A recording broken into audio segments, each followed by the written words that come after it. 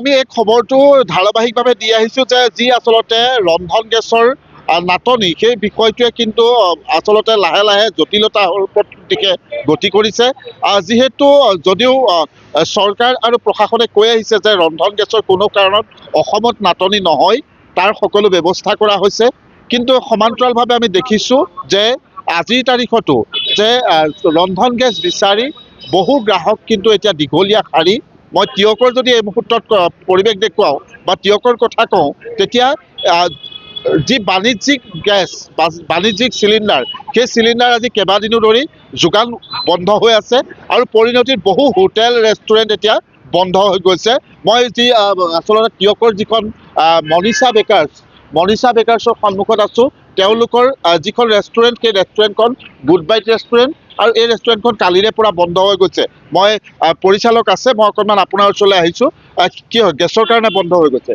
হয়, আজি বিগত 5-6 দিন ধৰি ৰন্ধন গেছ, যিটো ৰন্ধন গেছ বাণিজ্যিক গেছ যিহেতু আমি হোটেল ৰেষ্টুৰেণ্টত আমি ব্যৱহাৰ কৰোঁ, সেই তাৰ ছাপ্লাইটো বন্ধ হৈ আছে। ছাপ্লাই বন্ধ হৈ থকাৰ পাছত পৰিপ্ৰেক্ষিতত আমিতো বেছি ষ্টক ৰাখি থ'ব নোৱাৰোঁ।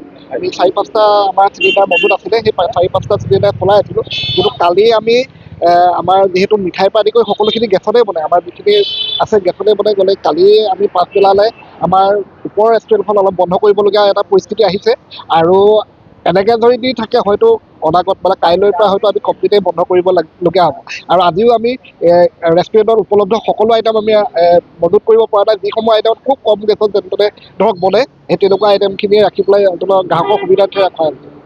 আৰু এই ক্ষেত্ৰত যদি এনেকৈ বন্ধ হৈ থাকে, আগন্তুক বিহু আহিছে, গতিকে এইটো সময়তে যদি আমি 4-5 দিন যদি কিবা কাৰণত বন্ধ কৰিবলগীয়া হয়, তেতিয়াহ'লে কৰ্মচাৰীসকলক যিহেতু আমি ইয়াৰ লাভাংশৰে কৰ্মচাৰীসকলক দৰমহা দিয়া হয়, বিহু বুলি উপৰিঞ্চি কিবা এটা তেওঁলোকক দিয়া হয়, কিন্তু এই পৰিপ্ৰেক্ষিতত সেইটোও আচলতে সমস্যাৰ সৃষ্টি হ'ব। মই আৰু এখন ৰেষ্টুৰেণ্ট, অসম হোটেল বুলি আৰু এখন অকণমান ওপৰলৈ আহিলে সুবিধা হ'ব। আপুনি অসম হোটেলৰ? অসম হোটেলৰ মালিক হয়।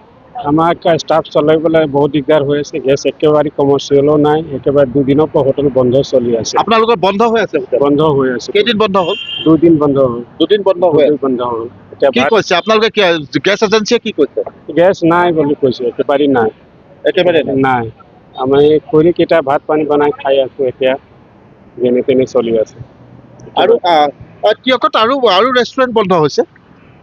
আমি গম পোৱা নাই, হয়তো বন্ধ হ'ব, কাৰণ সকলোৱে বেছি ষ্টকটো ৰাখি নথয়। গতিকে হয়তো 2-1 বন্ধ হৈছে ইতিমধ্যে। অসম হোটেল আপোনালোকে বন্ধ হৈছে জ্ঞাত হৈছে, বাকীসকলো চাগে 2 এদিনত বন্ধ হ'ব বা বন্ধ হৈছে যদিও হ'বও পাৰে। নিশ্চয়।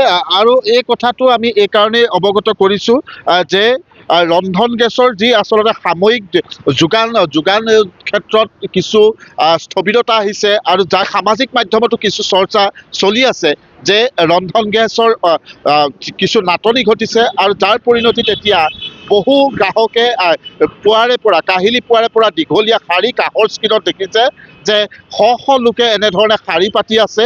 আৰু মূলতে হৈছে অকণমান, মই এগৰাকী যুৱক আছে, মই আপোনাৰ ওচৰলৈ আহিছোঁ। এতিয়া তিয়কত দেখিছোঁ যে দীঘলীয়া শাৰী, ৰন্ধন গেছৰ অভাৱ ঘটিছে, আৰু লগতে বাণিজ্যিক যিসমূহ আচলতে চিলিণ্ডাৰ, বাণিজ্যিকভাৱে ব্যৱহৃত গেছ, সেয়াও কিন্তু যোগান ব্যাহত হৈ আছে। আজি 3-4 দিন নাই, হোটেল ৰেষ্টুৰেণ্ট বন্ধ হৈ গৈছে। কি ক'ব? চাওক, নিশ্চিতভাৱে আমি দেখিছোঁ চৰকাৰখনে যিটো কথা কৈছে যে অসমত LPG গেছৰ যিটো ইন্ধনৰ যোগান চলি আছে, কিন্তু দৰাচলতে আজি যদি আমি তিয়কৰ যিখন ছবি এখনে দেখোঁ, আমাৰ তিয়কৰ যিটো SP গেছ এজেঞ্চি আছে, এটা দেখিছে আজি 3-4 দিন ধৰি এটা দীঘলীয়া শাৰী। বহুতে পাইছে, কোনোবাই গেছ, কোনোবাই নাইও পোৱা। আৰু তিয়কৰ যিখিনি ৰেষ্টুৰেণ্ট আছে, হোটেল আছে, আজি হোটেলবিলাকৰ অৱস্থা অচলাৱস্থা হৈ গৈছে। আৰু ইয়াৰ একমাত্ৰ কাৰণ হৈছে ইন্ধন গেছৰ যোগানৰ যিটো ব্যাহত সেৱা।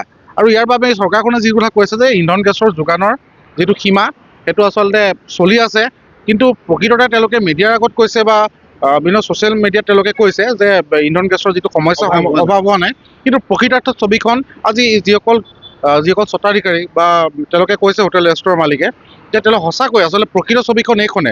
আৰু ইয়াৰ পৰা চৰকাৰখনে এটা ব্যৱস্থা গ্ৰহণ কৰিব লাগে, যাতে ৰাইজৰ যিটো সুবিধা হৈছে ইন্ধন গেছৰ সমস্যাক লৈ সোনকালে দূৰীকৰণৰ ব্যৱস্থা গ্ৰহণ কৰিব লাগে।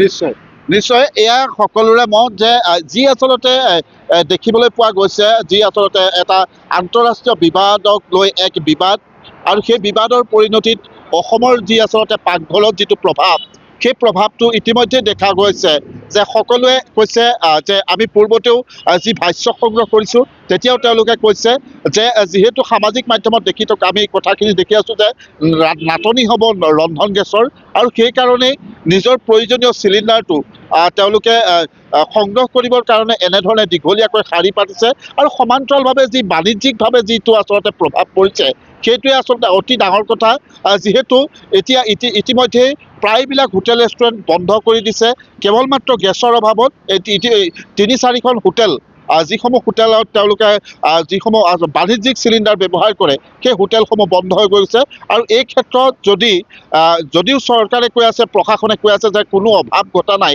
কিন্তু তাৰ বিপৰীত এখন ছবি যাক লৈ তেওঁলোক যথেষ্ট চিন্তিত শংকিত যে এনেকুৱা হৈ থাকিলে তেওঁলোকে কৰ্মচাৰীক কেনেধৰণে আচলতে তেওঁলোকে পাৰিতোষিক দিব বা তেওঁলোকে মজুৰি দিব সেই কথাবিলাকেও কিন্তু তেওঁলোকক চিন্তিত কৰিছে আৰু এই প্ৰভাৱটো কিন্তু সৰ্বত্ৰ পৰা পৰিলক্ষিত হৈছে আপুনি বিচৰা বাতৰি পাব কেৱল নিউজ 18 এপত নিউজ 18 এপ ডাউনলোড কৰিবলৈ স্ক্যান কৰক এই QR কোড গুগল প্লে ষ্টৰতো পাব এই নিউজ 18 এপ